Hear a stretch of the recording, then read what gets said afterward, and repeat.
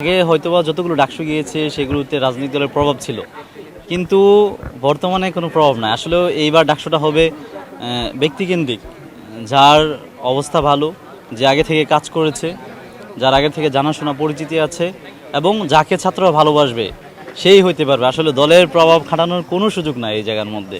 So আমরা সবাই এবার দেখতেছি যার ইমেজ যত ভালো তার নির্বাচনী মাঠ তত ভালো, ওই হিসাব করে অন্য কোনো দল প্রভাব ফেলার সম্ভাবনা আছে। সেই ক্ষেত্রে আমরা যারা ছাত্র আছি তারা সবসময় তৎপর আছি। আশা করি সেই প্রভাবটা আমাদের প্রশাসন কঠোর হস্তে দমন করবে এবং আমাদের যে নির্বাচনী প্রক্রিয়া সেটা যথাযথভাবে হবে এবং ওই প্রভাব থেকে মুক্ত থাকবে, এটাই আমরা বর্তমানে আশা করছি আর কি। আমরা আশঙ্কা করছি, আশঙ্কা উড়িয়ে দেওয়ার মতো না, আশঙ্কা করছি। তো সেই জায়গা থেকে আমরা সতর্ক আছি, প্রশাসন সতর্ক আছে।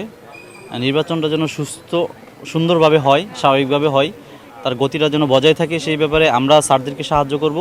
স্যাররাও যথাযথ ব্যবস্থা নেবেন আর কি। ধন্যবাদ ভাই। আসলে প্রতিক্রিয়া বলতে আমরা আনন্দিত।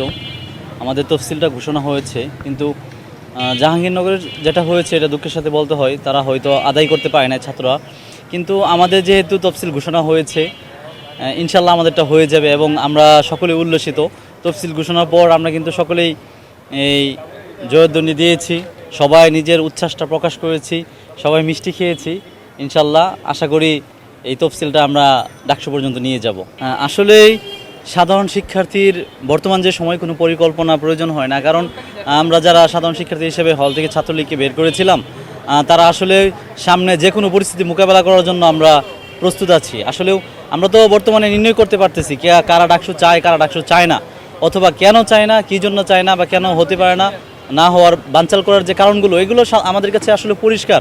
তো এই বিষয়গুলোর জন্য আমরা সবসময় প্রস্তুত, যে কোনো ধরনের অনাকাঙ্ক্ষিত ঘটনা মোকাবেলা করার জন্য সাধারণ শিক্ষার্থীরা আমরা প্রস্তুত আছি। আসলে প্রত্যাশা হলো, দীর্ঘদিন পর ডাকসু হচ্ছে, আমাদের প্রত্যাশা হলো ছাত্রদের যে অধিকার, ন্যায় নীতির বাণী, ছাত্রদের ন্যায্য যে দাবিগুলো, এই দাবিগুলো আমরা আমাদের প্রতিনিধির মাধ্যমে প্রশাসনের কাছে তুলে ধরতে পারবো এবং আমাদের যে রাইটসগুলো আছে সেই রাইটসগুলো সঠিকভাবে আদায় করার জন্য আমরা আমাদের যোগ্য নেতৃত্ব বাছাই করতে পারবো।